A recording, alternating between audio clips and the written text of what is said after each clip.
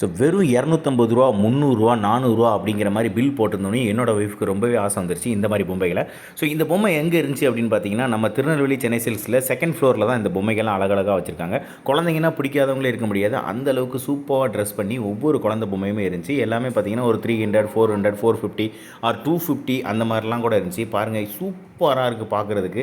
So எல்லா குழந்தைங்களும் சேர்ந்து ஒரே இடத்துல பார்க்கும்போது இன்னும் ரொம்பவே பிரம்மாண்டமாக இருக்குது அப்படின்னே சொல்லலாம். ஸோ அந்தளவுக்கு சூப்பராக இருந்துச்சு. அதனால தான் நான் ஒரு வீடியோ எடுத்திருந்தேன். கடைசியில் பார்த்தா ஸோ பொம்மையில் ஒவ்வொன்றிலையும் பார்த்தீங்கன்னா, இங்கே பார்த்தீங்கன்னா 345, அதுக்கப்புறம் இது 295.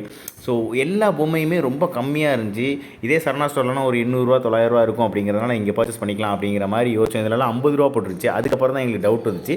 டவுட் வந்தோடனே அவங்கள கூப்பிட்டு கேட்டோம். ஸோ இந்த பொம்மையிலலாம் இவ்வளோ கம்மியாக ரேட் போட்டிருக்கேன் எதுக்கு அப்படின்னா, கடைசியில் பார்த்தா ட்ரெஸ்ஸுக்கு ஒரு விலை, அந்த பொம்மைக்கு ஒரு விலைன்னாங்க.